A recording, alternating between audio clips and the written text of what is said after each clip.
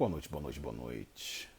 Sejam todos bem-vindos mais uma vez a esse bunker antirracista, que é esta live, que é este DeLorean, que é essa cápsula que nos leva para o afrofuturo, para trazer ele aqui para o afropresente.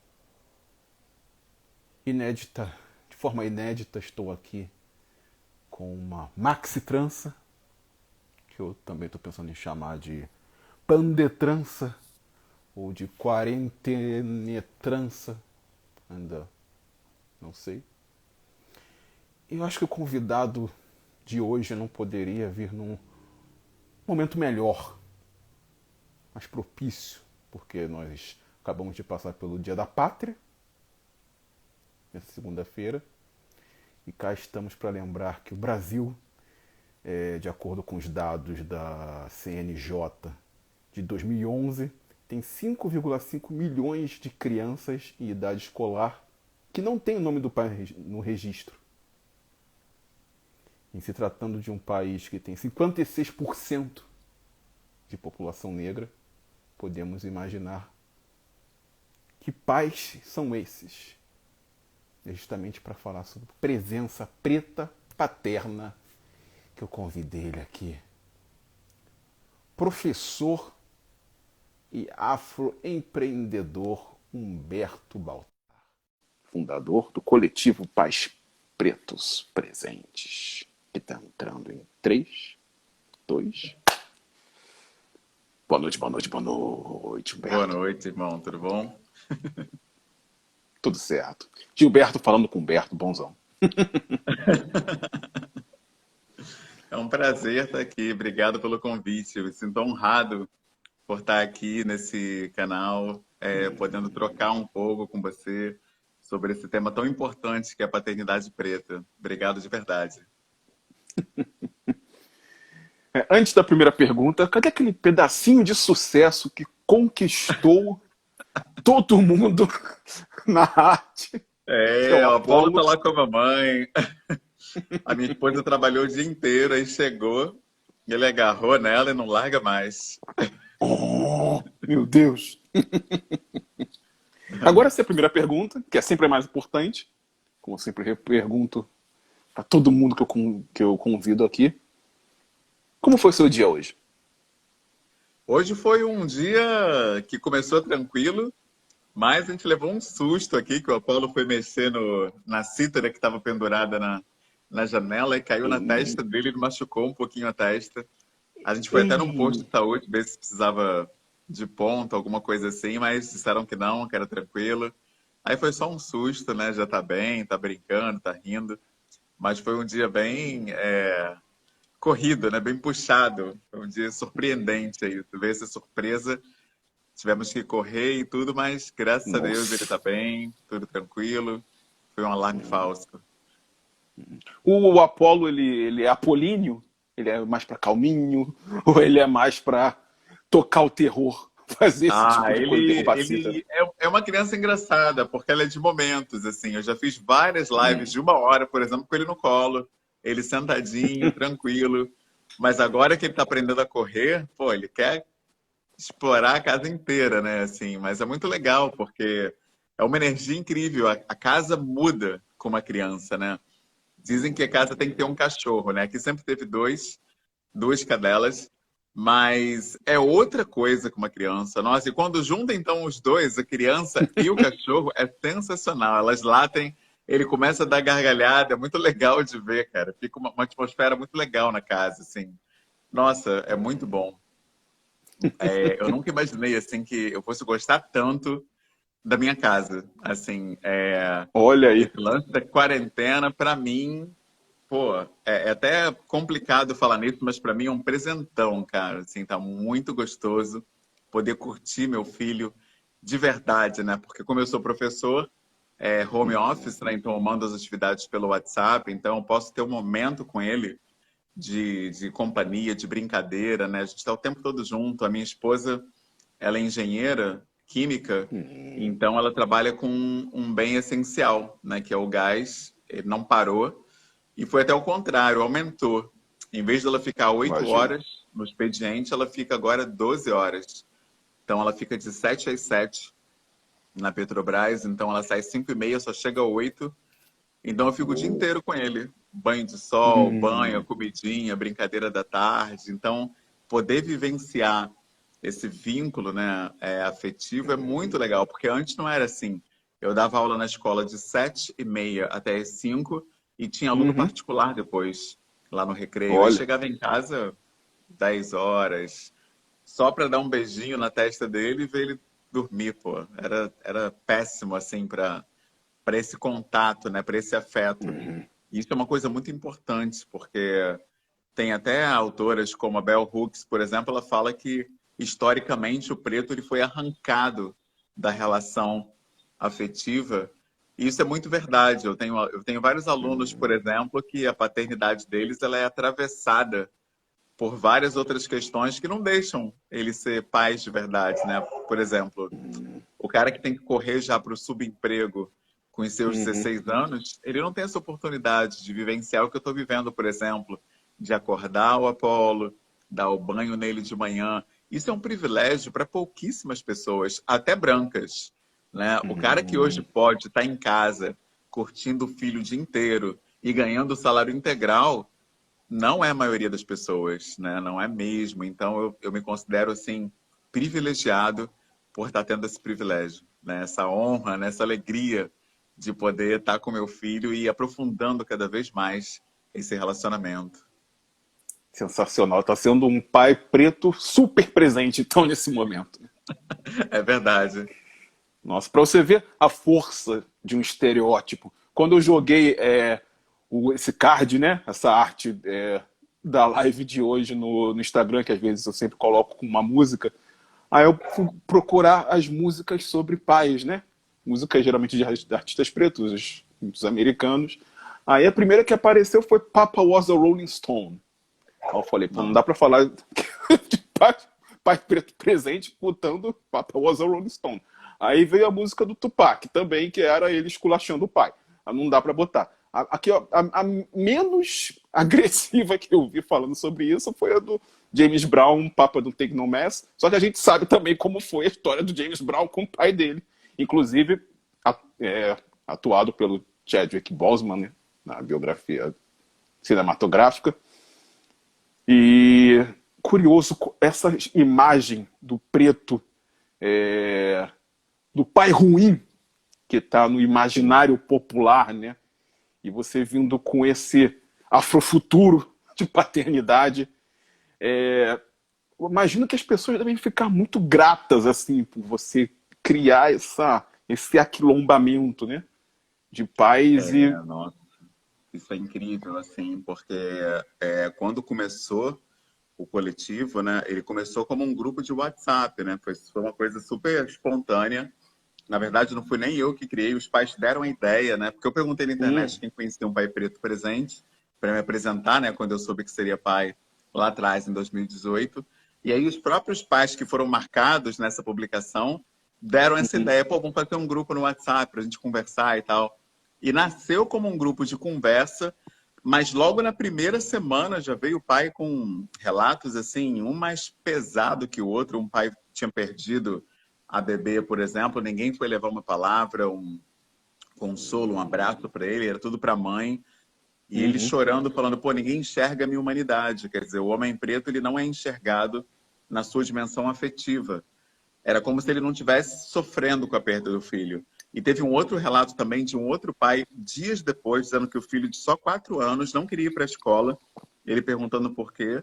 E o menino disse que um coleguinha na escola disse que não gostava de sentar perto de menino preto. Então, ele perguntando também o que se fala para uma criança de 4 anos que diz isso, né? Então, eu 4 anos. percebi naquela hora que isso ia ser qualquer coisa, menos um grupo de bate-papo, né? Eu vi que aquilo era uma rede de apoio, na verdade. Só que em 2018, não se falava em rede de apoio para homem. Eu nunca tinha ouvido falar nisso. Então, ainda não tinha um nome. A gente não falava que era rede de apoio, porque meio que não podia, né? A rede de apoio é para mães, é para feministas, para mulheres. Hoje a gente fala, tem gente que não gosta, mas aí segue o baile. Porque eu já perdi conta de quantas vezes pais choraram passando por situações complicadíssimas e sendo confortados, sendo assistidos, tendo uma escuta ativa, né? E tem momentos maravilhosos também. Vários pais compartilham piqueniques, por exemplo, que fizeram com o filho, brincadeiras, momentos gostosos. Não é só sobre lamentos, não é só sobre racismo, né? A ideia, inclusive, nem foi essa. Eu estava lendo, né? Quando eu olhei para esse banner, eu pensei justamente isso. Falei, caramba, se o racismo acabasse, será que o meu grupo acabaria? Porque eu vejo que muitas Olha. iniciativas de pretos que acontecem, elas Uhum. nasceram principalmente por causa do racismo. E aí eu percebi isso. E a ideia inicial era um bate-papo entre pais e surgiram outras agendas, de forma que hoje a gente já tem 5 frentes que nem existiam inicialmente. A primeira é do aquilombamento, que é a gente está junto.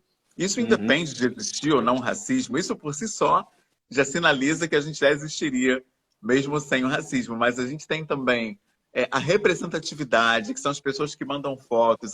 Um pouquinho antes dessa live, uma mãe mandou uma foto do aniversário da mãe dela, de 72 anos, se não me engano, e ela Uau. homenageando a mãe para eu postar. Eu, caramba, que foto linda! Eu postei, tomei um banho e vim para cá.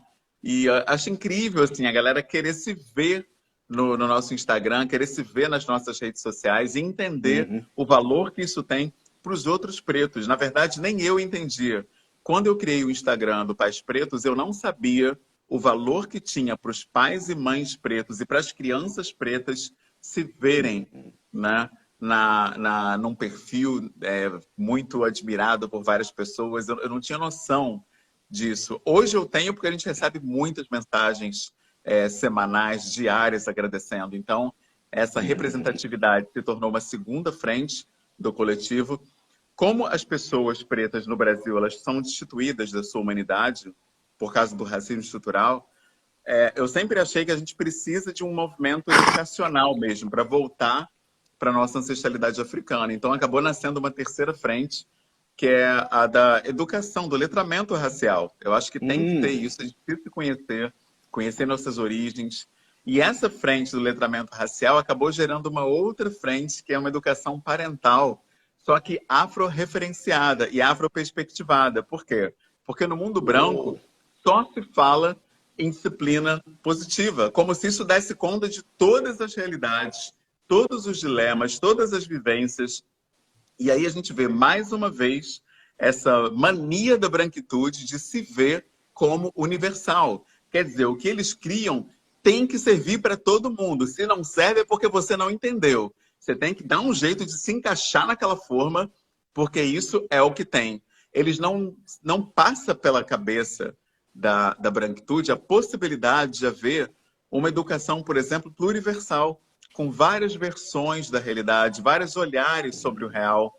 Eu já vivi algumas experiências incríveis, assim, que me mostraram na cara, ali, no ato, que não faz sentido ter apenas uma visão da realidade. Um exemplo que aconteceu foi uma coisa assim que eu nunca vou esquecer. Foi num templo Hare Krishna que eu fui em 2015.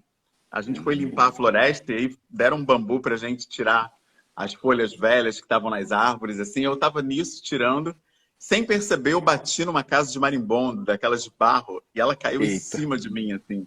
E aí os Nossa. marimbondos foram direto na minha cara. Começaram a picar. Eu, Nossa. caramba. E tava eu e mais alguns monges fazendo essa limpeza. E aí eu saí correndo, né? Aqueles marimbondos me picando. E aí o meu guru, ele falou assim, faz xixi, passa saliva no dedo e passa em volta do umbigo. Aí eu, pô, desesperado, com a cara queimando, vou obedecer. Aí eu fui correndo atrás de uma árvore, fiz xixi, passei saliva no dedo, passei no umbigo. E aí parou de arder, não aconteceu nada comigo. E a galera que saiu correndo desesperada, picada, foi lá para pular na água, enfim. Todo mundo teve reação. Teve um cara que ficou igual o Kiko. A cara dele inchou, ele ficou Nossa. com 2 bochechões, assim. E aí eu falei, caramba, como é que isso funcionou? Que isso? Eu fui perguntar pro meu guru, como é que você... De onde você tirou isso, né? Aí ele disse que isso é um conhecimento.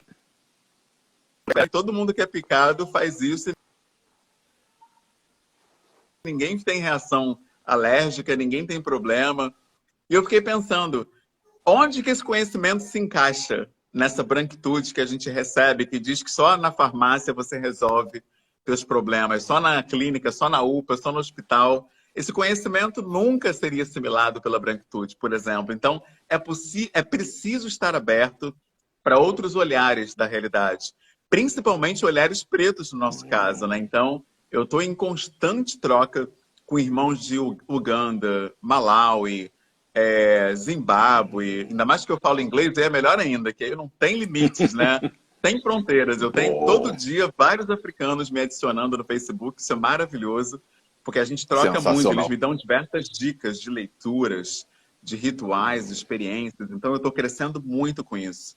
E eu vou acabar precisando fazer um curso mesmo para poder tornar isso mais acessível, né? Porque eu não vou esperar que todo mundo fique fluente em inglês para poder falar com o irmão que está lá na Zâmbia. Eu nem sabia, mas a língua oficial da Zâmbia é o inglês, eu não tinha noção disso. E aí eu pego esse conhecimento e tento passar para os irmãos, né? A gente tenta difundir isso. Porque essa ideia também da branquitude, de que eu sou o cara, agora eu que sou o rei da cocada preta, isso aí também é totalmente branco, né? Essa ideia do self-made man, o cara que se faz. Tolkien. Agora ele que é o mega empreendedor das galáxias, e isso aí nunca foi um olhar nosso, nunca foi uma pretensão minha. Então, eu não me coloco nem como criador de nada, né? Como eu falei, foram os pais que deram essa ideia. E a última frente, né? A quinta frente do coletivo, que nasceu em função dessa campanha antirracista que ganhou força com esse caso do George Floyd, principalmente, é educação corporativa, né? Uma consultoria empresarial. Na verdade, não fui eu que criei isso também.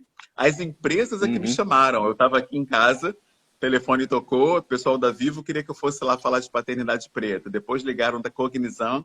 Eu nem conhecia essa empresa, fui no Google, aí descobri que é uma multinacional, tem mais de 30 países. Queria que eu também fosse falar de paternidade preta com o setor de afinidade e inclusão da empresa. Pouco tempo depois, o pessoal do Papo de Homem me chamou para falar com a Johnson & Johnson, também sobre paternidade, oferecendo um cachê bacana. Eu falei, pô, que legal. Eu nem sabia que existia essa profissão. Falei, tô dentro, estão me convidando, vamos lá. E aí essa é mais uma frente do coletivo que surgiu, que é a educação corporativa. As empresas estão entendendo que o homem preto não é um número, ele precisa ser enxergado na sua afetividade, na sua humanidade, na sua paternidade. E isso sempre foi invisibilizado, principalmente pela mídia. Passa-se a ideia de que o homem preto não é afetivo, não é carinhoso, é ausente. Nas novelas, seriados, você só vê pai preto abusivo, alcoólatra, agressivo, criminoso, nada diferente disso. Eu já fiz até um post com mais de 12 personagens da Globo, que são todos eles pais pretos ou abusivos, ou traidores, ou, enfim, espancadores e por aí vai. Nem o Lázaro Ramos conseguiu escapar disso, desse perfil, quando ele fez um par com a Thaís Araújo, ele também traía, também bagunçava, mentia. Então é muito complicado. A gente não tem referências e essa falta de representatividade faz com que o menino preto não se veja também enquanto um pai preto presente, afetuoso, carinhoso. Eu próprio, quando soube que seria pai, eu fiquei extremamente preocupado, porque eu não sabia se eu ia ser esse cara carinhoso e afetuoso com meu filho, porque meu pai não foi comigo. Meu pai foi um pai provedor, me deu educação. Isso que é uma coisa curiosa que eu te perguntar. Como foi para você? Porque a impressão que eu tenho, assim, quando se fala de maternidade, é de como se a maternidade fosse o ápice da feminilidade. Como se você fosse o top da mulher, assim, ela ser mãe. Aí, quando chega pro pai, cruzando, né? Fazendo esse cruzamento também com machismo, né? O homem não é ser pai, é ser homem. E é como se você fosse pai, fosse praticamente uma derrota dentro da machonidade. Porque você vai deixar de estar fazendo coisas que são pensadas como sendo de homem, né? Que é estar com o homem.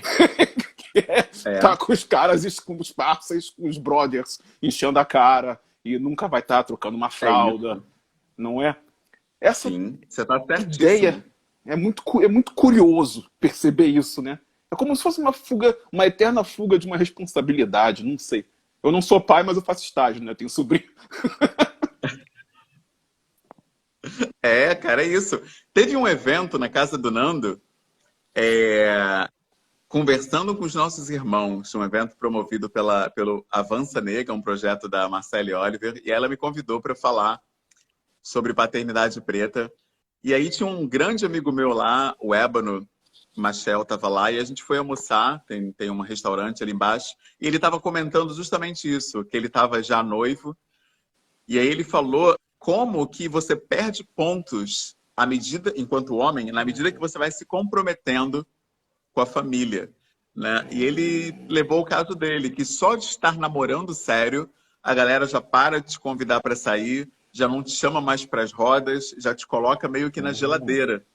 E aí eu percebi, né, naquela conversa que é verdade mesmo. Você como pai também é isolado, legal. Principalmente quando você é um pai que valoriza a sua esposa, um pai que não trai, um pai que gosta de ser pai.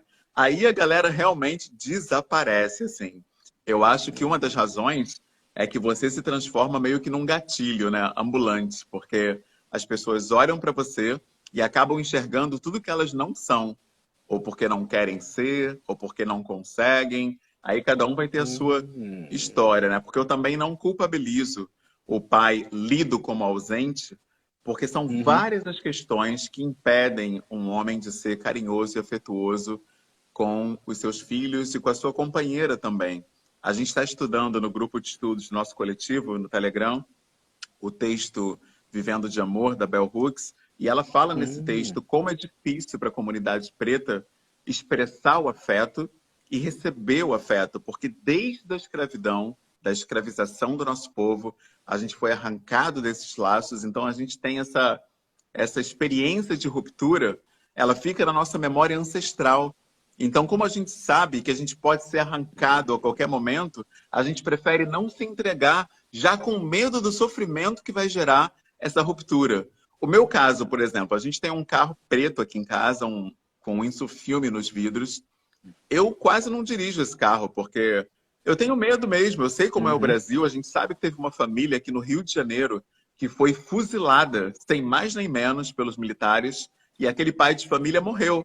Teve 5 jovens em Costa Barros, aqui no Rio de Janeiro também, que foram metralhados no carro. Eles estavam indo comemorar o primeiro emprego de um deles.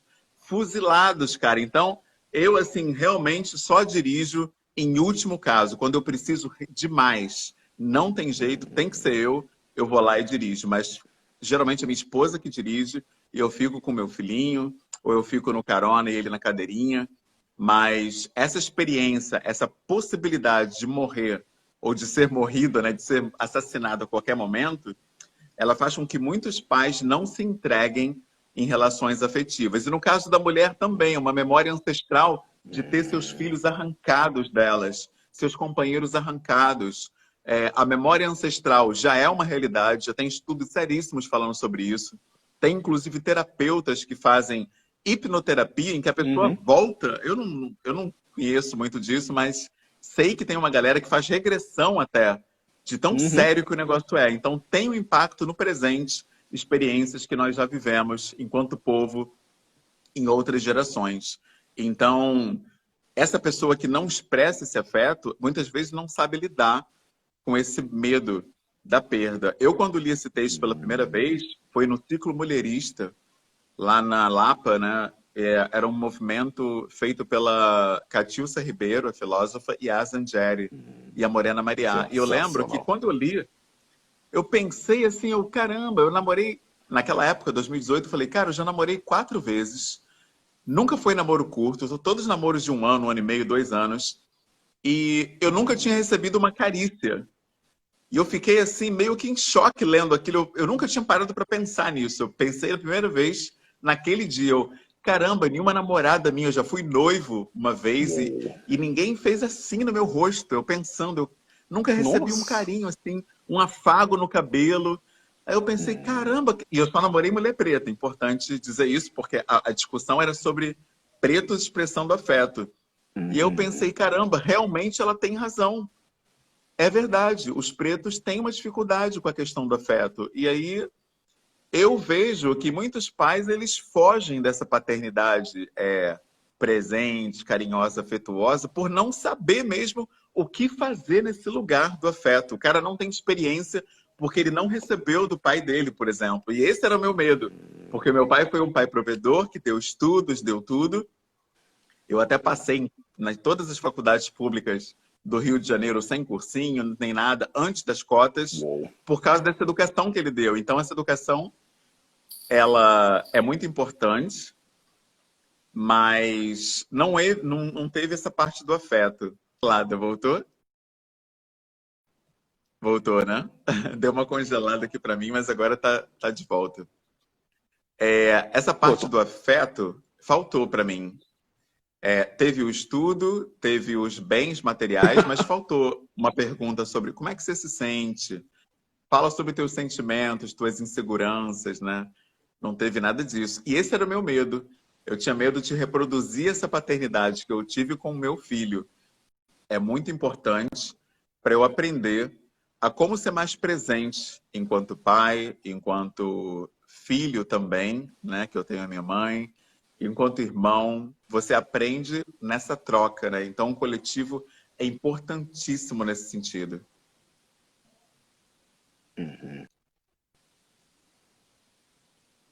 Nossa, sensacional, incrível.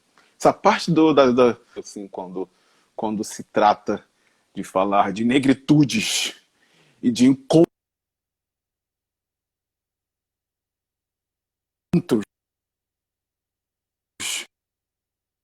de pessoas negras, é sempre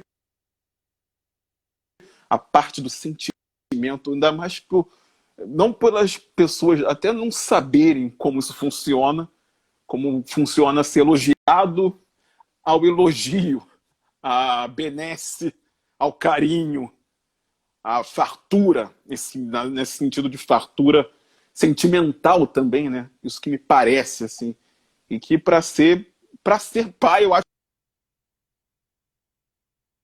que isso me parece ser fundamental, assim, né? Que eu sou filho de um pai, portanto isso foi fundamental para que eu seja quem eu sou, para quem eu seja que eu tô aqui. Meu pai é meu herói, eu sempre falo isso, o meu herói é o meu pai. E pensando aqui sobre a pergunta da live, que eu vou te fazer depois de fazer essa pergunta. Muita gente, quando me respondeu lá no Twitter, a pergunta que eu fiz lá e que viralizou, né, que é se o racismo acabasse hoje, o que você faria? Muita gente falou teria filho. Teria filho foi a maior das perguntas, foi a maior das respostas nesse momento. E isso me chamou muita atenção, primeiro pelo choque, né, das pessoas não quererem ter filho por causa do racismo, e isso entrar, né, digamos, no seu planejamento de vida, você deixar de fazer algo, digamos, forte, como ter filho, e pais pretos presentes aí, literalmente semeando o futuro. Como é isso para você? Como é pensar, como é você perceber ter um filho preto nessa realidade, esperando a que venha aí no futuro? Como você trabalha isso internamente? Essa pergunta ela é uma pergunta difícil, né? Porque, na verdade, a gente vive com essa possibilidade. A possibilidade da perda, ela é muito real no nosso caso. Ela não é um mimimi, como gostam de falar, né? É um medo que se baseia na realidade. A gente tem vários exemplos. Eu poderia ficar meia hora aqui falando o nome de crianças com menos de 10 anos que foram baleadas pela polícia ou por criminosos, enfim. Então, a verdade mesmo é que não existe resposta para isso. Você não tem uma solução para a possibilidade da vida sua ou do seu filho ser ceifada pelo racismo estrutural. Principalmente quando é um menino, já que a violência ela visita mais cedo os homens. Os homens, nós somos os que mais matamos e que mais morremos. E é um medo, né, que a gente convive né? Então, essa que é a verdade. O coletivo, ele ajuda no sentido de que você está aquilombado, você está entre outros pretos que vivem a Uhum. mesma coisa que você, e isso te dá um senso de pertencimento, um senso de apoio, um senso de que você está em rede, conforme a cultura ancestral africana ensina, né? Que não preza pela individualidade, mas pelo coletivo. E aí realmente você se sente amparado, né? Eu já não me sinto sozinho há muitos anos, na verdade, né? Até mesmo antes do coletivo, eu já tinha esse entendimento de viver em rede. Aprendi isso com pessoas pretas e aprendi na prática, porque em 2013 eu fui para uma convenção internacional nos Estados Unidos e aí nessa convenção tinha preto de Barbados, Trindade e Tobago, África do Sul, Malawi, e eles me viam, abriam um sorriso enorme, vinham me dar um abraço. Aí eu pensei, caramba, esses caras nem me conhecem, mas era só os pretos que faziam isso. Os brancos até davam uma risadinha, né? Tinha uns caras da Coreia lá que ficavam rindo para mim e tal, mas os pretos, eles davam um abraço, eles sorriam. E eu falava inglês, né? Já era fluente, então a gente conversava de sentar junto. Eu encontrei uma preta americana lá num trailer onde eu comia, e ela também super receptiva, falando comigo como se a gente se conhecesse há anos. Então, em 2013, a Assembleia Geral que eu fui lá em Indianápolis foi a primeira experiência que eu tive de aquilombamento. Aliás, não, me enganei. Em 2012 teve o Rio Mais 20, aqui no Rio Centro. Foi uma reunião de governantes do mundo inteiro para falar sobre meio ambiente. Eu trabalhei como intérprete lá. E eu lembro que teve um príncipe de um país, que eu não lembro agora, um país africano. Eu lembro que o cara era príncipe. Ele me viu também, veio falar comigo, e eu fiquei assim, cara, o que é isso? Então teve essa experiência, teve essa convenção nos Estados Unidos, as Olimpíadas de 2016, vários pretos de tudo quanto é canto também vieram falar espontaneamente comigo, me abraçaram. Teve a Jornada Mundial da Juventude, eu não lembro qual foi o ano, eu fui voluntário ajudando os estrangeiros a se encontrarem aqui no Rio de Janeiro. E aí eu lembro de um grupo de francesas, todas pretas, elas pararam tudo para vir falar comigo. Foi uma coisa assim incrível. Eu até tenho a foto que a gente tirou. Isso me marcou demais. A Copa também foi aqui no Brasil, né? Vários pretos também vieram falar comigo na rua, me pararam na rua para me abraçar, espontaneamente. Isso que eu acho mais incrível, assim. A pessoa me olhava, batia alguma coisa, que eu não sei explicar o que era, sorria e tal, e trocava o WhatsApp, trocava o Facebook, e virava amigo. E eu ficava pensando, os pretos é que me ensinaram essa conexão que a gente tem. Isso não foi uma coisa que eu aprendi lendo nenhum militante, lendo nenhum teórico, é uma coisa que eu aprendi na vida. Fora os brasileiros, né? Que você está na rua às vezes, a pessoa sorri. E até com mulheres acontece isso, e é legal porque é um sorriso limpo, é um sorriso que não tem flerte, não tem maldade. Uma vez eu estava no ônibus, a preta parou assim, me elogiou, falou, pô, você está muito bonito com esse black, parabéns, esse cabelo ficou lindo, assim. E essa barba, se eu fosse você, eu deixava crescer só mais um pouquinho, aparava quadrado, começou a me dar dica, assim, eu falei, caramba, que maneiro, cara. Que maneiro, sabe? Que legal que é ser preto e conhecer pessoas pretas que entenderam o que é verdadeiramente ser preto. Tem até um livro, Tornar-se Negro, que fala dessa união que existe entre nós.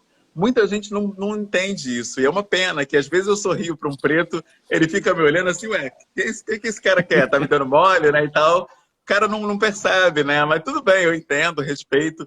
Mas entre quem entende a nossa unidade, é lindo demais, assim.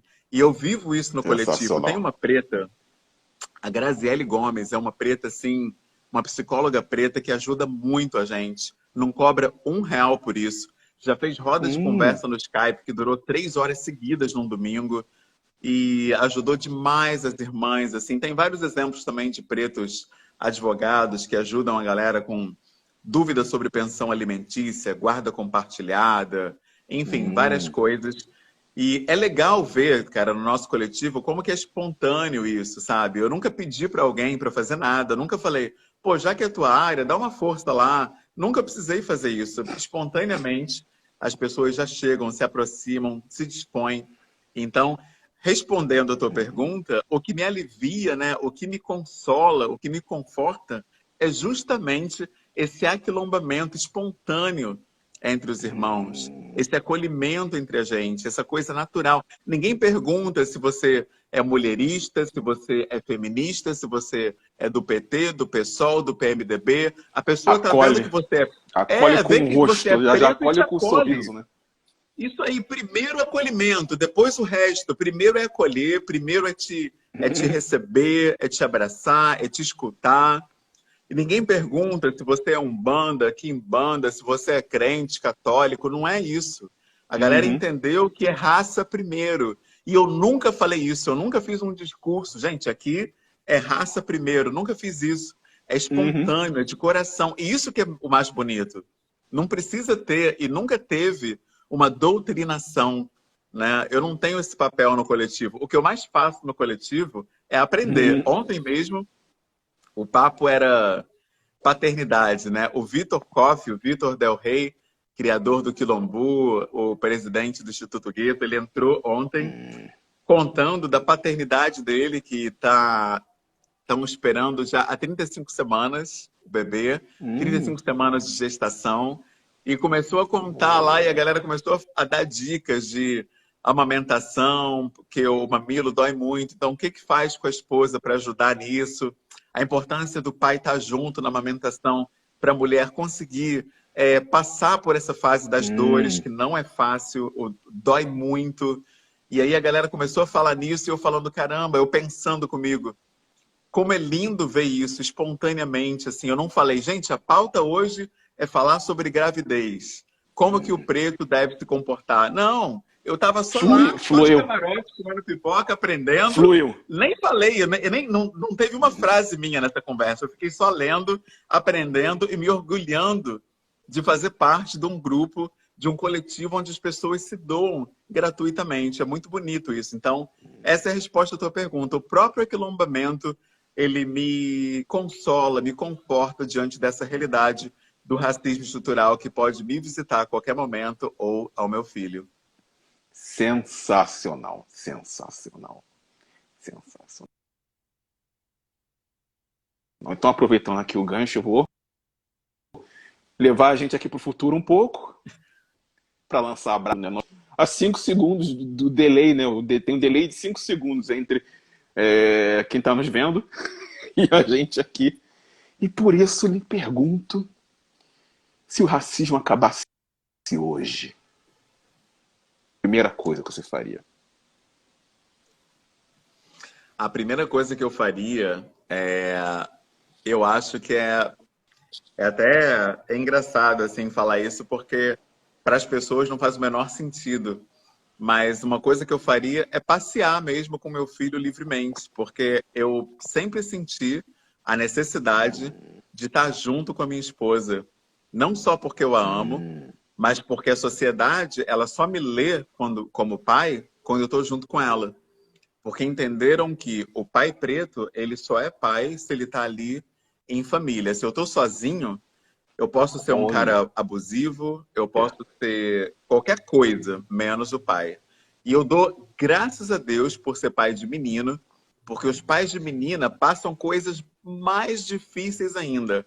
Trocar a fralda de uma menina em público, na rua, é uma aventura, assim, é uma coisa de louco. Porque passa pela cabeça das pessoas tudo, menos que você é pai, que você é abusador, que você vai tocar na criança. Tem mulheres, inclusive, que querem entrar ali no meio e falar, deixa que eu troco. Quer dizer, você não vai tocar nessa menina. Você não vai tocar na genitália da menina. Peraí, deixa que eu... Então é uma coisa horrível, horrível.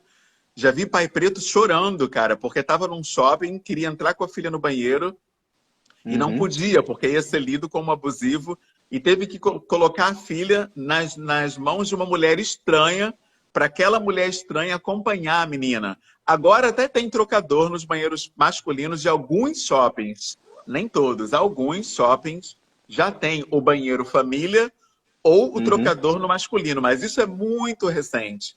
Se você volta no tempo 5 anos, não tinha nada disso.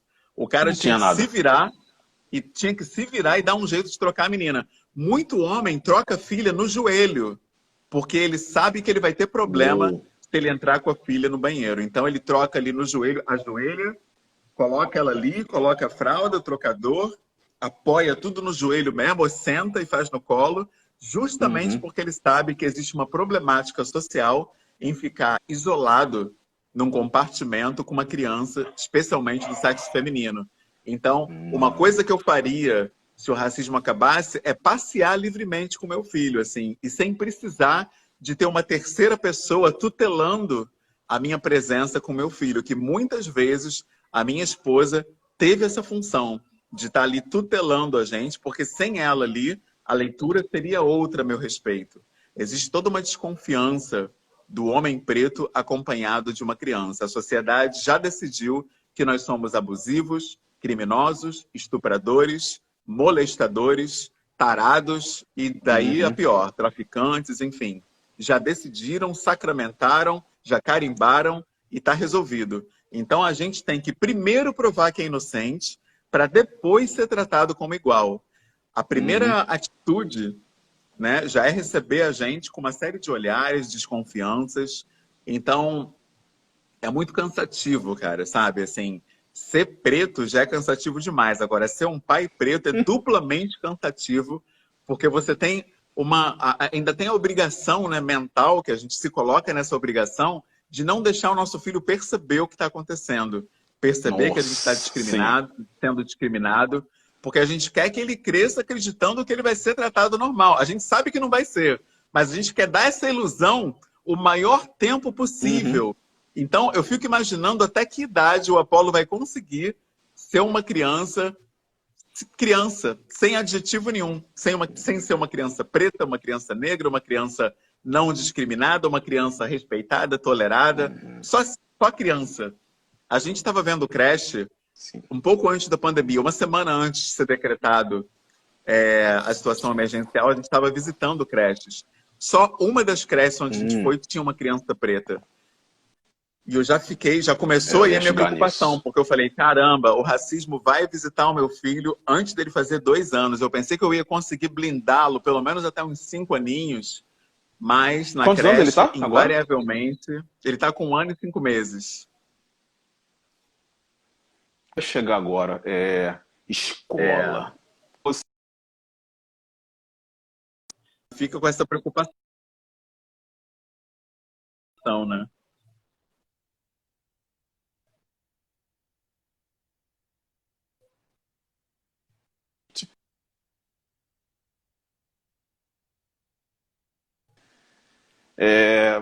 Para conseguir dar uma travadinha, mas agora voltou.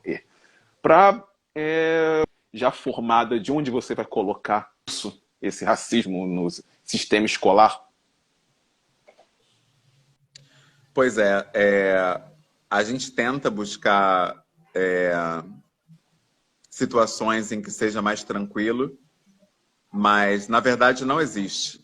Não adianta colocar ele numa escola onde tenha mais crianças pretas, não adianta colocar numa escola cara de classe média ou média alta. A gente tem o exemplo da Fatu, um Hum, exemplo recente.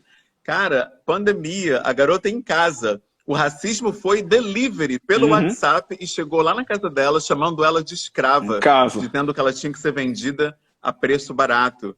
Ou seja, nem em casa a criança preta está protegida do racismo estrutural.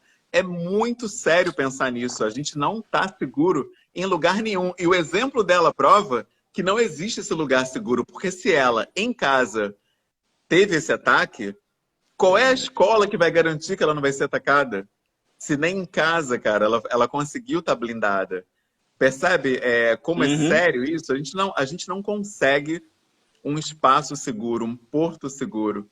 Então, invariavelmente, todo pai preto tem essa missão dura pela frente de ter que falar sobre racismo para o filho em algum momento. Eu sei que isso vai acontecer comigo alguma hora. Eu não gosto nem de pensar nisso, mas ele Imagino. vai descobrir que ele não é visto como igual, né? Como foi no seu caso? Como foi que foi apresentado isso a você? Pô, cara, o meu caso, Preparada para guerra, assim, desde pequena. Desde pequena, a mãe dela ensinou ela a reagir, a xingar de volta. Como foi para você, assim? Você foi cara, armado foi. desde pequeno? Não, não, pior que não. Eu fui de peito aberto, porque eu achava que eu ia ser Hum, recebido, que eu tava entre amigos iguais. E dois, naquela somos época, dois, né? então. Pois é, eu estava no CA, né, no primeiro ano, em 88. Na década de 80, não se problematizava racismo na escola. Então, eu lembro que a professora quis fazer uma aula para incluir o preto, e aí ela Ah, levou uma historinha. É, uma aula para mostrar que o preto tem valor e tal. E aí ela leu uma historinha chamada Menina Bonita do Laço de Fita. E aí, nessa hum, história, o coelho quer ser pretinho igual a menina bonita. Só que o que hum, acontece? Tem uma parte do livro que o coelho se suja todo de graxa no piche para ficar pretinho igual a ela. Nessa parte, a galera começou a me sacanear. Nego, tá vendo? nossa. Você nasceu na graxa, você deitou na graxa, você se sujou de piche. E aí a professora não soube lidar com isso, não tinha preparo para lidar com isso, não se falava em bullying, racismo na escola, nada. Aquilo foi péssimo para mim.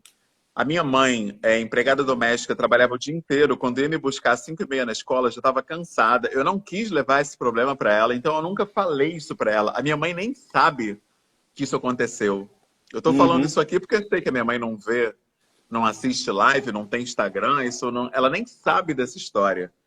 E nem nunca vai saber, assim, porque eu acho que eu uhum, ia dar mais um problema para ela, mais uma carga para ela. Então, assim que era na minha época, era você engolir seco e processar tudo uhum. isso sozinho, cara. Sozinho. Você processa isso sozinho. E é o que a nossa irmã falou aqui. A nossa irmã falou, usam essa história até hoje. Quer dizer, ninguém mudou a história, Essa não. história é um cânone do folclore americano, que é a bonequinha de piche. A bonequinha de piche é isso. É, tem várias origens, né? Mas uma é que eles criam uma boneca de piche para poder pegar o coelho que está comendo a plantação, que é uma das origens, né? Então eles fazem uma Aham. boneca, o coelho se apaixona pela boneca e abraça a boneca e por isso fica preso no piche. Eles vão lá, pegamos o coelho. E isso tem N versões, tanto que deu na bonequinha de piche aqui que o Grande Otelo fazia.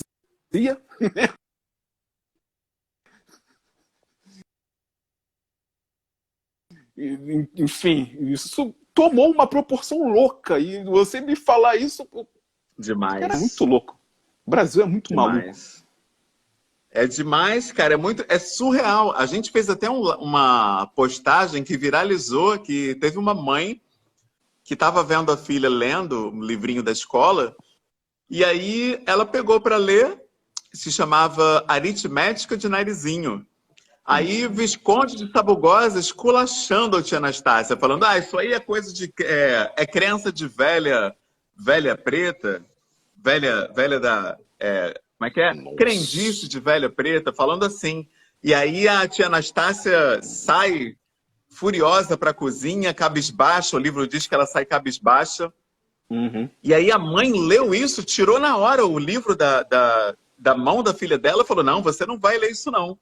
E aí tirou uma foto dessa página em que o Visconde Sabugosa esculhamba com a tia Anastácia e a foto viralizou nas redes sociais e a Prefeitura de São Paulo tirou a história naquela época da postagem de circulação assim das escolas, porque é um absurdo você ter na escola um texto que humilha a criança negra. Porque se a criança negra está ali lendo aquilo, ela tem uma avó preta, igual a tia Anastácia. Ela vai se sentir como lendo aquilo ali na escola. É por isso que Silvio de Almeida fala muito certo, com toda razão, que a escola é um braço do racismo estrutural. Isso é muito verdade.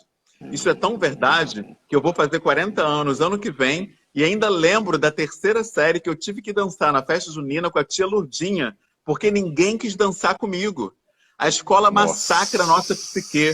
Ela Festa acaba com o junina nosso psicológico, cara. Assim, a é escola é um um lixo ponto para a pessoa também que é... preta. A escola não está preparada para incluir a criança preta, né? Tem que mudar isso. Tem educação antirracista, né? A educação antirracista é urgente por isso. Foi de lá, né?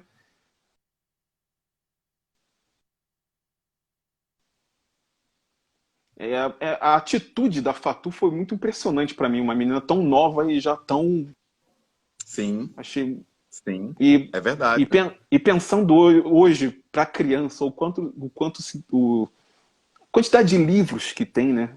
A oferta de livros para as crianças hoje, para se tratar, para se alfabetizar as crianças desde cedo é muito diferente. Eu acho que da minha geração, da nossa geração, né? Sim. Agora tem muita opção, né? Muita, muita, muita. A gente já tem aqui, a gente tem o Clubinho Preto, já tem livrinho aqui em casa. O Nana e Nilo, uma criação maravilhosa do nosso irmão Renato Nogueira, tem DVD, tem livrinho. É muito importante que a gente compre histórias com protagonismo preto infantil para as nossas crianças, que a gente passe animações pretas também, com personagens pretos, cercar nossos filhos de referências africanas, roupas, alimentos também, a culinária africana. Eles precisam se apaixonar pela ancestralidade deles, porque na escola ainda tem professora dizendo que nós somos descendentes de escravos. 2020 tem Tem. professora ainda com esse discurso. Então, a escola, ela é muito tóxica ainda para a pessoa preta. Então, a família é que tem o papel de fazer esse detox, porque senão a escola acaba com o nosso psicológico. Falam tanto em educação inclusiva do aluno com Down, o aluno com Asperger, com o aluno que tem, enfim, várias questões. Há tanto nisso, né? Na inclusão, na representatividade. Agora que está todo mundo desesperado nesse momento pós-George Floyd. Imagino que você deve estar trabalhando muito, tendo muito convite para falar sobre isso, né? Que eu acho que está todo mundo assim, está se sentindo mais requisitado nesse momento. Sim, sim, sim. E você vê Na verdade, sinceridade nisso? isso que eu ia falar. Anteontem, eu falei na Escola de Magistratura do Rio de Janeiro, numa parceria com o Tribunal de Justiça e com o Degase, sobre a paternidade preta. E aí, uma desembargadora super importante falou assim: a paternidade devia ser só paternidade, não devia ter que adjetivar isso, porque quando é mãe, ninguém fala mãe presente, ninguém fala mãe carinhosa, mas o pai é uma coisa fora do normal. E o pai preto, né, não precisaria ter essa adjetivação. E aí me veio na hora essa ideia da representatividade, né? Como eu era o único preto ali, o único preto a falar na escola de magistratura, falar com o Tribunal de Justiça, eu não quis polemizar e aí eu tive que silenciar nessa fala dela. Mas se eu tivesse o espaço, né, para isso, eu teria muitas coisas para responder essa fala dela. O porquê da adjetivação, por que é importante falar em paternidade preta. Só isso, o porquê da paternidade preta já é umas 2 horas de fala. Mas a representatividade, ela é uma armadilha para a pessoa preta. Por quê? Quanto maior, quanto mais branco o espaço que você ocupa, menos você pode ser preto. Mais negritude você tem que esconder para ter a sua visibilidade, a sua viabilidade naquele espaço. Então, ela é uma armadilha, na verdade. Ela é uma mordaça disfarçada. A representatividade, ela só é bem-vinda quando ela é consequência, mas ela não pode ser causa. Eu nunca quis estar entre brancos, nunca quis estar em empresas multinacionais. Isso acontece porque eles me convidam. E eu vou porque eu quero levar a fala da paternidade onde eu puder. Mas nunca foi interesse meu, assim como continua não sendo, estar em meio à branquitude. Porque eu sei que o minuto que eu fizer isso, assinar contratos e ficar preso nessa rede, eu vou ficar totalmente amordaçado, como já acontece com todo preto que recebe do Facebook, do YouTube ou de grandes marcas. Eles não podem falar sobre uma série de pautas. Eu poderia falar vários nomes aqui, mas não cabe isso. Mas se tem um preto que está recebendo de qualquer uma dessas, YouTube, Facebook, Twitter, pode crer que o discurso dele está totalmente comprometido. Tem várias coisas que ele não vai poder abordar com o Facebook.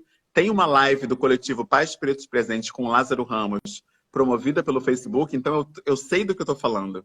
Eu já assinei um contrato que dizia que tem coisas que não dá para você falar, não dá e ponto final, é contrato.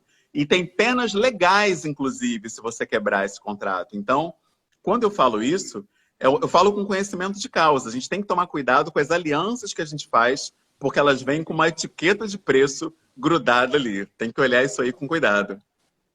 Vou falar baixo aqui, para ninguém escutar. Jornalismo também. Redações jornalísticas também. Ninguém, mas aqui, só entre a gente. Tá bom? Pois jornalista que não pode falar sobre isso. É verdade. Nosso irmão Ângelo Assunção está pagando um preço altíssimo por se colocar contra o racismo na área do esporte. Nunca houve um ginasta demitido. Nunca aconteceu isso na história da ginástica. Nem gente que foi pega em doping foi demitida. Eles se afastaram pelo doping, não foram demitidos. Mas o Ângelo foi demitido porque se colocou contra o racismo estrutural, para a gente ter dimensão de como essa máquina opera. Olha aí. Temos alguns minutos ainda. Gostaria que você... Temos 3 minutos, no caso. Então, acho que seria legal que você terminasse dando aqui uma mensagem para os pais pretos desse futuro que é agora. Perfeito. O recado é que, como a filosofia africana ensina, nós não estamos sozinhos. Existe uma unidade entre todos nós. Eu sou, porque nós somos. Eu sou através de vocês que estão aqui acompanhando esse vídeo. Inclusive, eu só estou aqui por causa do apoio de vocês. Sem vocês, eu não teria visibilidade alguma, não teria recebido um convite para estar aqui agora. Então, até a minha presença aqui é fruto da sua existência, do seu apoio e da sua paternidade, do fato de você ser um filho também, porque pensando nos filhos que nós existimos, criamos o nosso conteúdo. Então, eu preciso que você tenha a convicção de que você não está sozinho. Você pode nos procurar. Nós temos grupo para pais pretos, para mães pretas, para pais e mães trocarem entre si, para pais e mães brancos que têm filhos adotivos ou enteados pretos e querem saber como empoderar racialmente essas crianças. E para pessoas em geral que querem se aproximar, qualquer pessoa que quer conhecer esse universo preto, se descobrir enquanto preto, vai ser muito bem-vinda no nosso coletivo. Começamos como algumas poucas pessoas no WhatsApp e hoje temos 33 mil seguidores no Instagram, 30 mil seguidores no Facebook, mais de 8 mil pessoas no grupo fechado do Facebook, um grupo fechado no Telegram, um grupo de estudos com mais de 400 pessoas. Temos o canal no YouTube com mais de 400 inscritos e tudo isso graças ao apoio de todas as pessoas que entenderam a importância de se aquilombar. Então, o meu convite é esse: venha para nós, chegue mais, se aproxime para que a gente possa crescer junto. Eu preciso de vocês, assim como vocês precisam da gente, porque juntos nós somos muito mais fortes. Não acredite em vitória sozinho. A vitória sozinha é uma mentira branca, uma mentira da branquitude, do capitalismo e do patriarcado. Não acredite nisso, que o nosso povo está morrendo por acreditar nessa falácia. Sensacional, Humberto.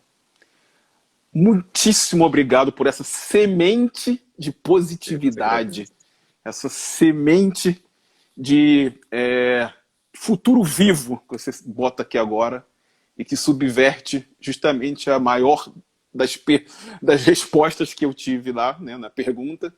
Esse medo das pessoas de ter um filho preto